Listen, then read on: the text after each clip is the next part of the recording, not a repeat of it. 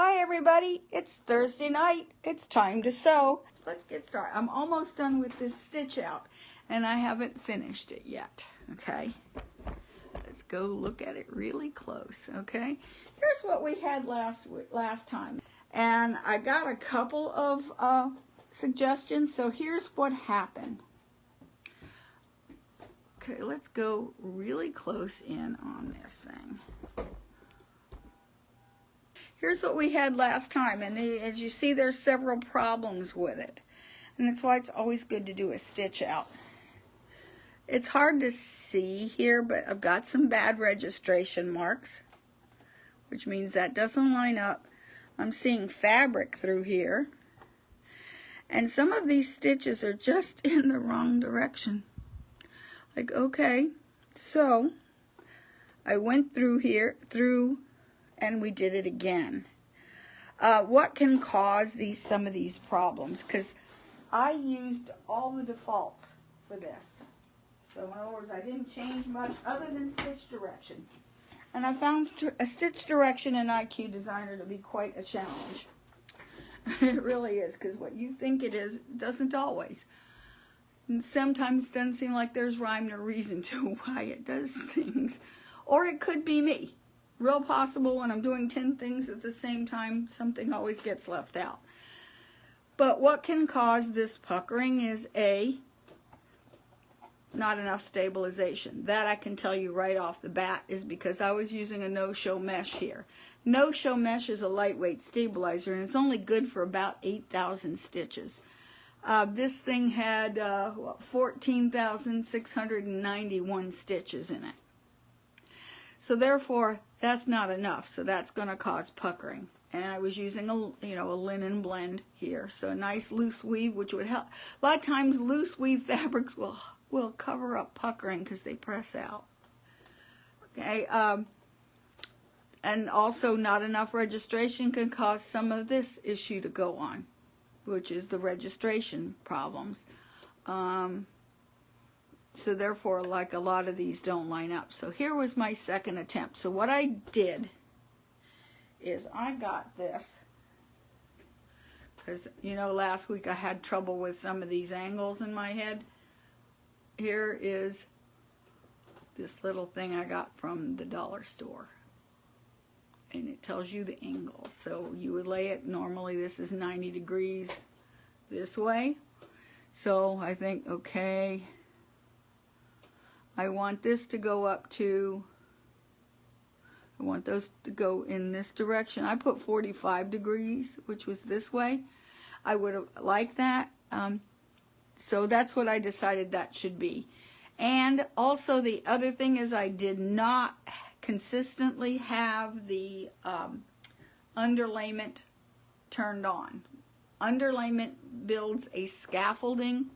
It'll like run these stitches back and forth loosely underneath, and it builds a scaffolding that the stitches can build upon. And they usually go opposite to the final direction of the fill stitch. Also, some of these I didn't have enough, obviously I didn't have enough pull compensation. So here's what I did when I went in to do this again. I had this design already on my in memory, so all I had to do, well, I'll show you what I did. Okay, going into my IQ Designer, my design center, I simply pulled up, which is retrieve what I had done before. I had it into the internal memory of the machine, and we will find it. I did notice that it did not save the stitch data. See this right here? I'd saved it, but apparently not gonna, or maybe I saved it before I put in the stitch data. So anyway, here's the design as I had finished it last. I hit set and it's back out on my screen. So I'm assuming that I did all this part right. I got all the stitches in the right places and, the lines where I want them to go, all that good kind of stuff. So I don't want to set the clock. Okay, so I'm going to hit next here. So now I would go through and I would check all of these. Now notice it didn't save it. It put everything back at autosave. You know, put everything back to the defaults because I did not save them with the stitches on them. You know, with the stitches all set. So therefore, I don't remember what I set them before. But I went through this sheet here, and I set what I needed to change. Like over here, like in this section here, this is not dense enough, so I knew I had to change the density. So I put the density at 10%. Registration is pretty good over here. And if I recall any of these big pieces, I had put the underlayment on, like in here. So therefore, I'm not having too many, and most of the leaves, like these bigger leaves, I put pull compensation on, and I put underlayment on, and I didn't get much shifting. Got a little bit, but not a whole lot. So what I did is I wrote down what I needed to do. Like in this part of the leaf, I put it so that I wanted it to go stitched at 60 degrees, and I used my little compass to figure that out. And then I want underlayment on. My pull compensation, normally it's 0.012. I moved it up to 0.016, and let's see if that made any difference. Okay, then over here I put this at 45 degrees, underlayment on, and I left the pull, and this pull looked fine, so I left pull compensation alone. It did have the underlayment.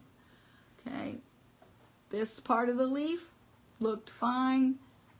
Pull was a little off, and that could be the stabilization because it had just shifted more than was off. So I left that at 90 degrees because I wanted the stitching to go straight up and down. Pull compensation, and I put on the underlayment. All of these I changed. Let's see, other problems. I wrote down on on the last stitch out what I needed to change, and that's what I did. I went through here and made all the changes.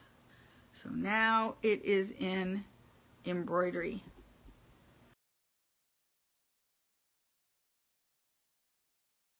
So I'm going to scan my fabric because I have this happens. We do this all the time. So I'll hit set.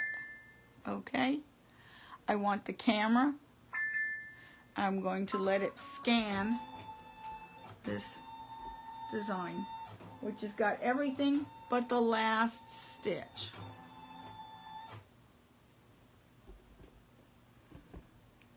Let's look at the screen.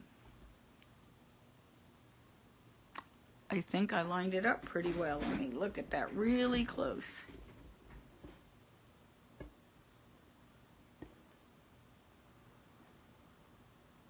Okay, I need to move it up just a little bit. So I'm going to hit edit and move just a little bit. Let's see. Nope, too far.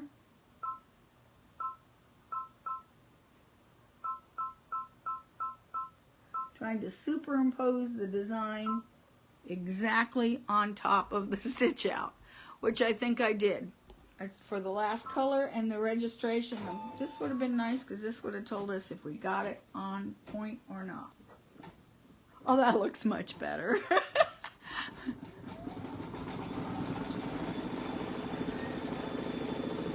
Ignore that one. Oh, that looks just right on. So far, so good. Woo! Okay.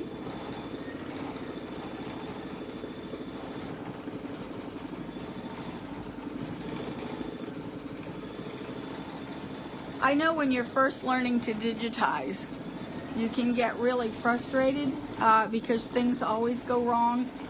And at first, yes, that does happen because of the fact that you're new to it. I know when I first started, I used to have to do 3 and 4 and 5 and 12 and 15 stitch outs and keep changing things until I got them like I wanted. With time and experience, I'm probably down to doing usually never more than 3. Usually 1 stitch out is enough to do minor tweaks. And then I'll, sometimes I'll stitch it again, sometimes I won't. So it takes a little less time on the stitch outs. but you can't go wrong by doing a test stitching whenever you are digitizing. And by no means am I an expert digitizer. I've just screwed things up better than everyone else.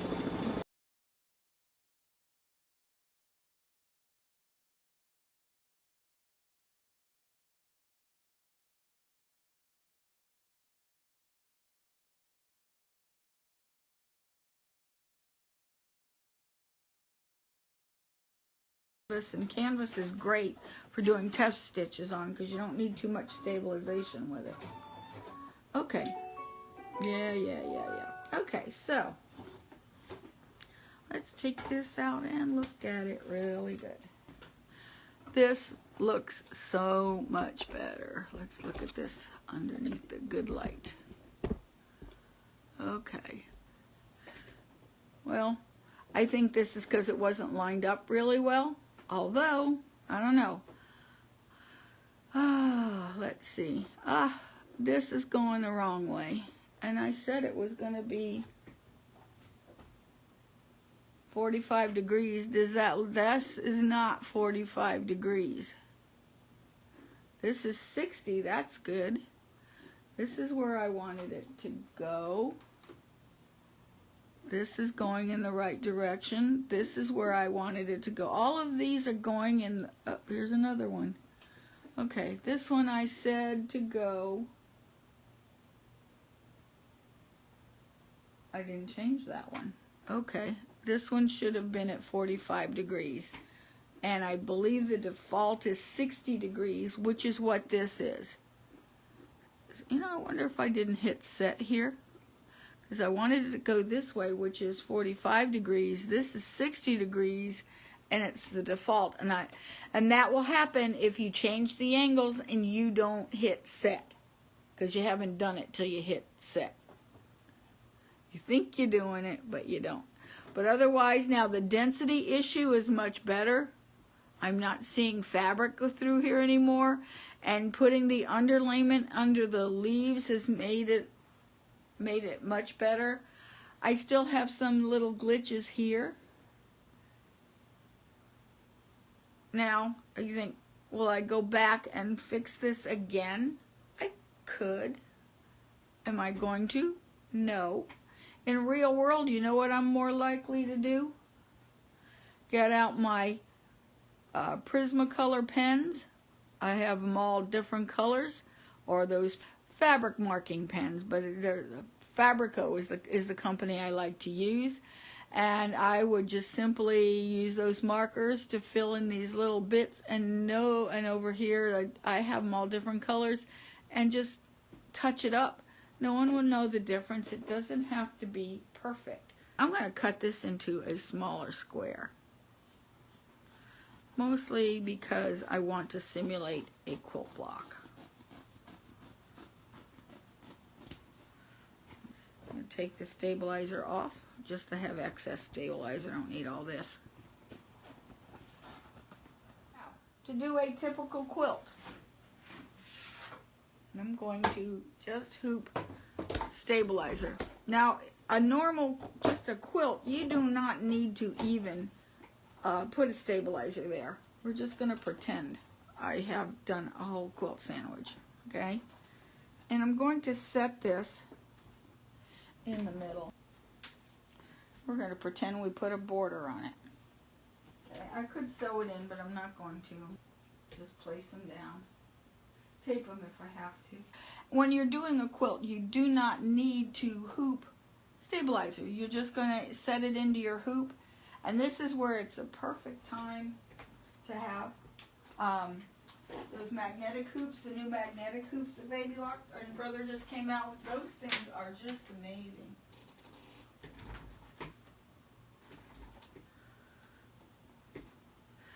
Now what I can do is I have my design on screen because I digitized it, or it could be any design. It does not have to be particularly anything you've digitized. It could be a commercial design, could be a built-in, could be anything.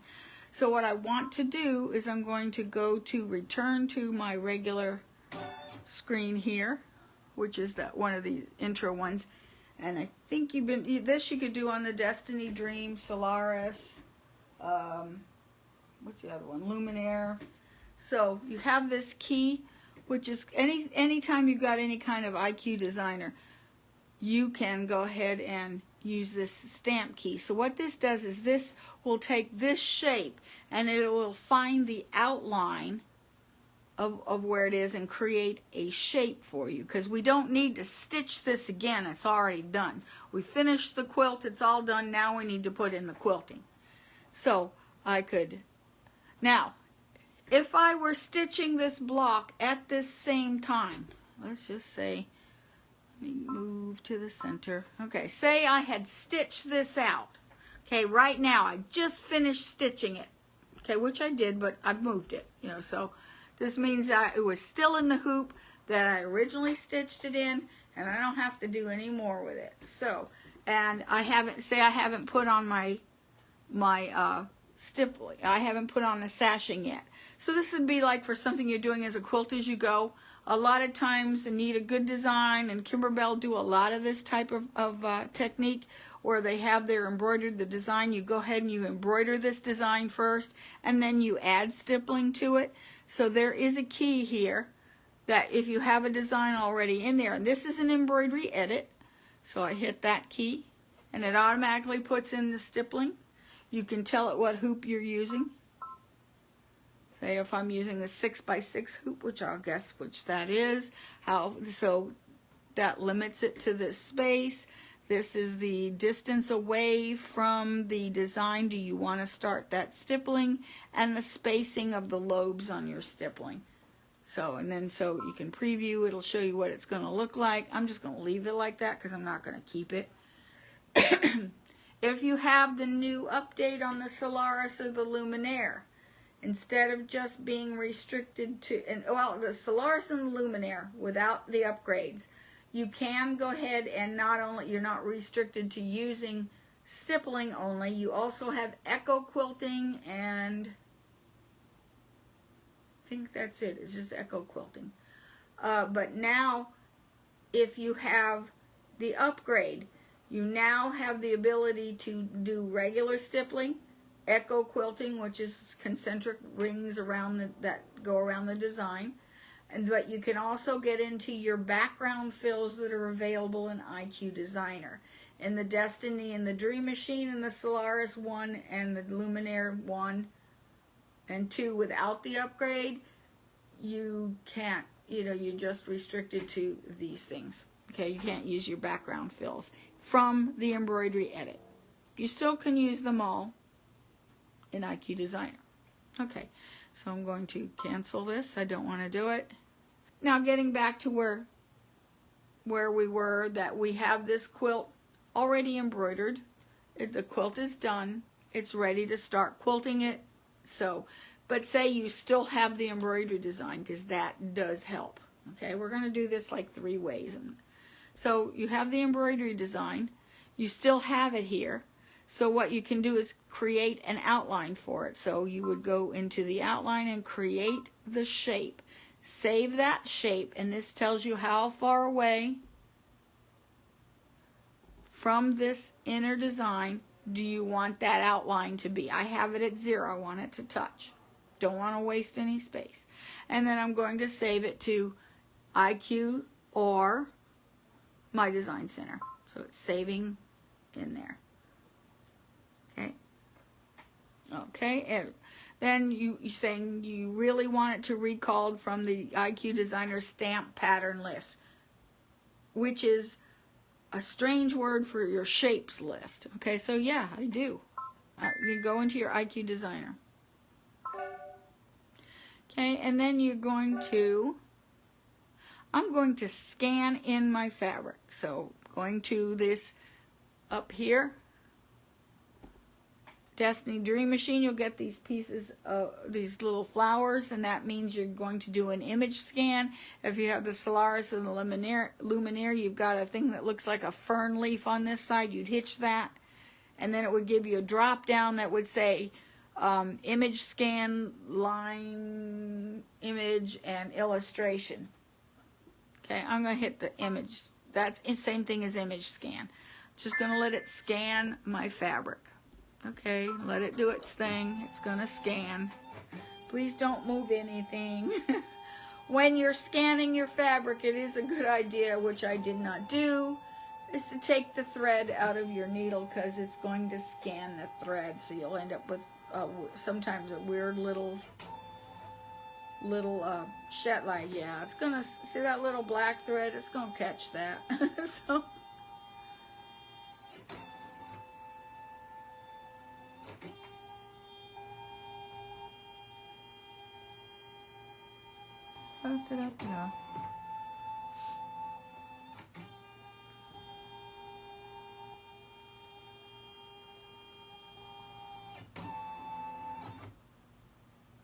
okay. And there is what I have stitched. This makes it brighter and darker so you can see it better. Huh, I don't see the, yeah, I see little shadows and bits of things, so that might be the line. So anyway, and I have my grid on. You don't have to have the grid. I have it turned on, so let me turn it off. Okay. I did that in settings pages in case you didn't know how I got to it. I'm going to gray this out a little bit, so that's right here. I'm going to just gray it till it's a little bit lighter. I'm going to bring in the stamp. So this is my shapes tool right here. It looks like a square and a circle. You hit that. Then up here, the same little icon, which is a flower. These are the shapes that are built into IQ Designer, and I think we talked a little bit about these. And actually, if you go back and see the intro to IQ Designer way back when, then we go over everything that's in these screens. Here's the stamps. These are the things that I scanned, that I use the stamp to create an outline, and I want that one. Okay. I want to superimpose this shape onto what was scanned in. While I have this selected, I can hit size, and yes, I don't want to size it, but that's where my movable arrow keys are. They're right there. So now I'm going to move this until it is superimposed, went too far, on the design that I have. I may have to rotate it, which I think I do. Hit OK, and I can rotate. So I'm going to rotate 1 degree to the right. I can have more arrow keys here. Too far.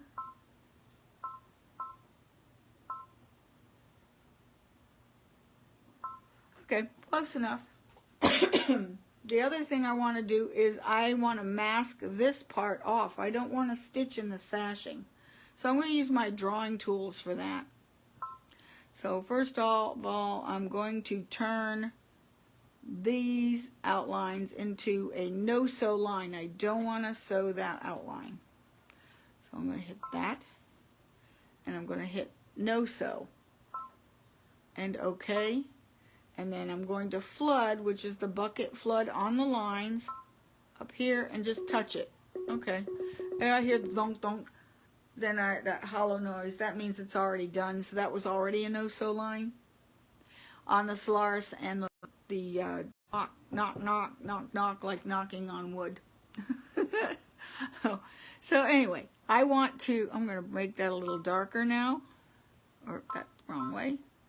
I want this a little darker because I want to mask that off. I want the stippling or whatever design to be inside the white area. So I need to use my drawing tools, and I am going to use a no-sew line, and I want to draw straight lines, okay? Because I'm not really going to, I just want to mask stuff off so the drawing doesn't have to be very exact. Okay. So I'm drawing, oh, I didn't change to the pen. Okay. So I might want to make this a little bigger so I can see, and I'm going to drag this over so I can see that line. Okay, and I'm going to just start, let's see, try to do this off. Just going to drag a line here. Okay, need to make that a little smaller because it doesn't go big the other way. Then I want to, I drew one that way. I'm going to draw one this way. I'm just guessing that I'm getting it somewhere on. Okay. Take your hand off. Then I'm going to come this way. Okay. I'm making an enclosure. And I'm just guessing that's there. Okay, so now I now have, and let me, now I have the, see, now you can see that enclosure a lot better there. Okay, and you can look here on the corners. I want to make sure that everything is enclosed, that there are no breaks. Go back to 100%. If you're not sure, take a fill, and anything will do, and I go in between. When you do that, you don't want that, so undo. Sometimes when you're digitizing on IQ Designer and you end up with these these strange little glitches and stitches out of like nowhere that make no sense, that could be because you touched your screen and didn't undo it. So I want to fill in here. Okay, there's no breaks. Undo. If I had a break, say I didn't close it. Well, okay. Yeah, let's say I had a break. And I'm just going to put one in here. Okay. When I tried to fill that space in there, it bleeds out. And like, oh, so you know you've got something you got to hunt for. I'm going to undo. And then I'm going to zoom in to that area and go, oh yeah, I have a break. So I'm going to draw another no-sew line, and I'm just going to undo. I'm just going to guess. I just want to touch these lines. I'm not caring if they're perfect. Undo here. Okay, see, that just closes it in. So when I go back to 100% and I try to flood, it's closed. Okay, that's good. Undo. Okay, so now I want to put in a fill. So I would hit my region properties. Remember, you have line properties, and these are for your region fills or any of your fills. I'm going to hit that one. And I have a choice here of that. That's your plain old fill stitch. This is the stippling that we had before, that we had on the embroidery edit side. Then we have this, this is what's nice, are these specialty fills. I hit select.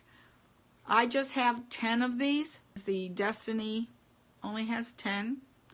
I think you have 39 with the Solaris upgrade.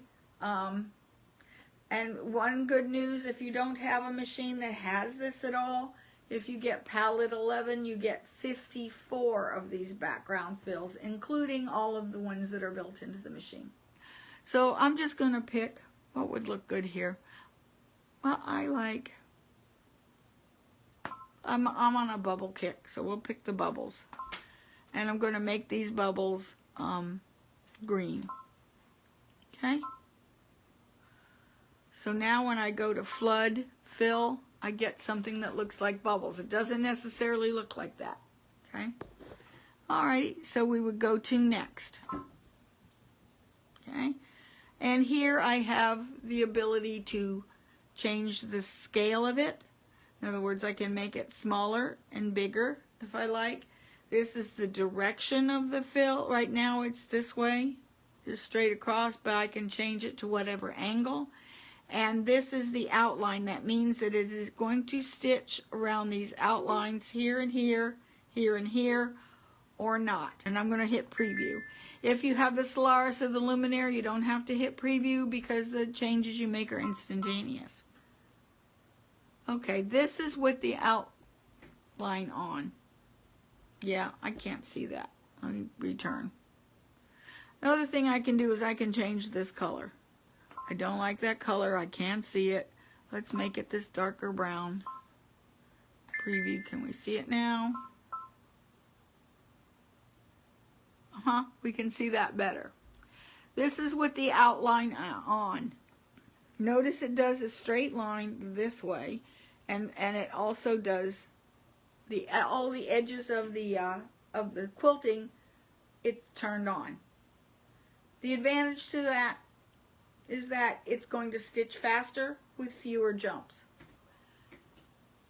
The disadvantages are it's going to do, if you're off a little bit, you're going to see it big time.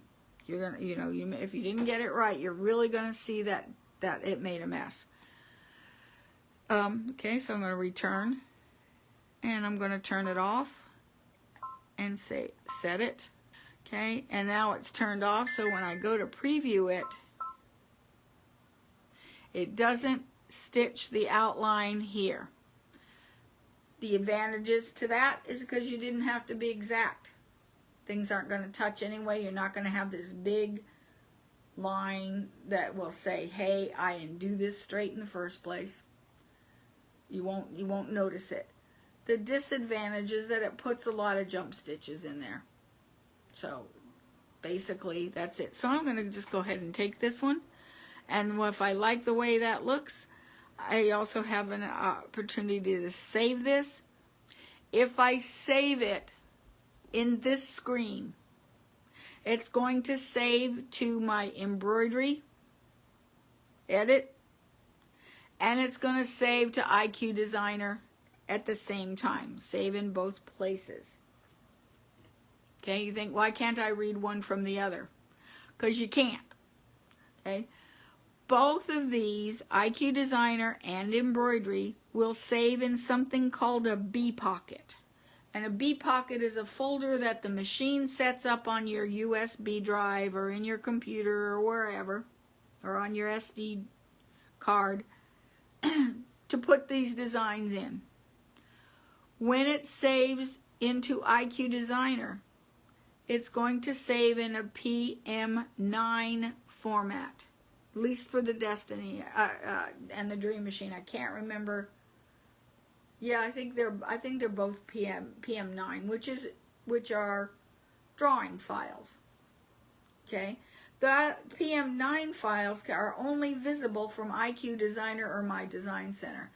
They are not visible from Embroidery Edit. Now the design that's saved, well, here I'll show you. I'm going to save it into internal memory. Okay. When you save it into the internal memory in your design, in your embroidery files, it saves as PHC file for the Destiny and the Dream Machine, and a PHX for the Solaris and the Luminaire. The two cannot read each other's files. We're going to take this to set and go all the way through to embroidery. It is now in Embroidery Edit. So actually I could go ahead and I can stitch this, and I'm just going to hit go to embroidery. Lily's begging for bobbins. Did you hear her? I'm not giving you one. You can go away. So I'm going to put this down, and let's just see how bad this is going to work. I don't know how bad this is going to work. And I'm using this dark green. I don't care. And let's just see what it does. Well, hello, Lily.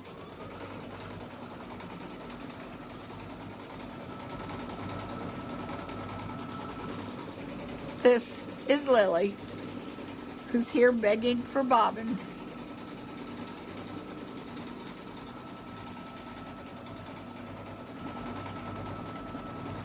So, and now it's stitching out. And now it's going to stitch over tape and all kinds of stuff.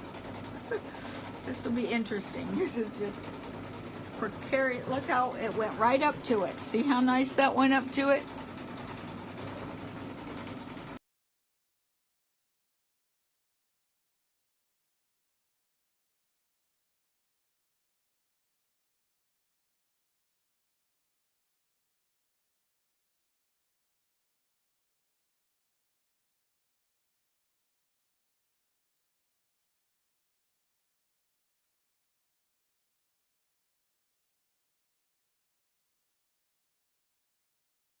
To do your starts and your stops, you would lower your needle, bring it up, grab the bobbin thread. Then I could continue stitching, and then Here, I'll continue stitching down. See, this would continue to stitch as you go along. There would be my starts. I would then tie this in a knot, and it's hard to see this white at the bottom. Just tie it into a knot and take a needle and bury that between the layers. Okay, now to do your stopping, I'm just going to let it go a little longer to another spot. Say this is where I want to stop.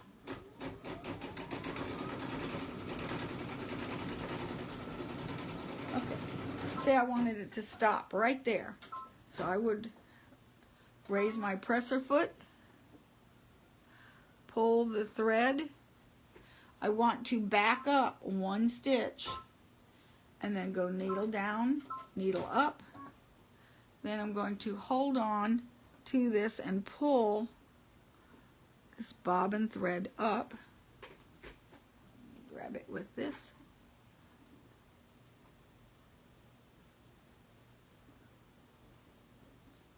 There. Grab my bobbin thread. Usually I would cut it.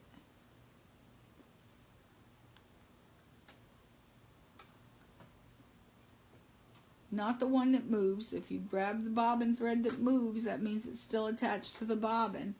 Then what I would do is, here is my needle thread. So I'll cut my needle thread. I'm gonna pull the needle thread out just to get it out of the way. Okay? And then you would take your bobbin thread again, tie them into a knot, and then bury them between the layers. That way you don't get those knots that are on the back. You know, when it does getting ready to do, a good time to do a stop is when you hear it starting to do a jump stitch where it goes 3 stitches in one spot. Stop your machine. Don't let them do them. And then pull your bobbin thread up if you don't want the knots on the back. So, most of the time, if I'm going to be quilting on my embroidery machine, it's going to be a home quilt. I'm not going to care whether it's got knots on the back. If I were doing a show quilt, or, well, a lot of times, if I'm doing a quilt for my guild, because they will stick their faces underneath there and look for every little knot, because we have got some incredibly wonderful competition quilters in our group, and they tend to know. And I have to say, I'm one of those who likes to look at the back and see what they did wrong, because when someone else does something wrong, I can learn from it. Not that I'm being nasty. I'm trying to learn, because quilting is an ongoing process that is never ending. So anyway, any questions? Okay, if not, I will see you. Have a good weekend. I'd like for you guys to try your best at doing something with this IQ Designer. Go back through the videos. Try to copy what I've done. You can always reach me by email at waltzquilt@yahoo.com. That's WALTZQUILT, all one word, @yahoo.com. Have a great week, and I will see you next week. Bye.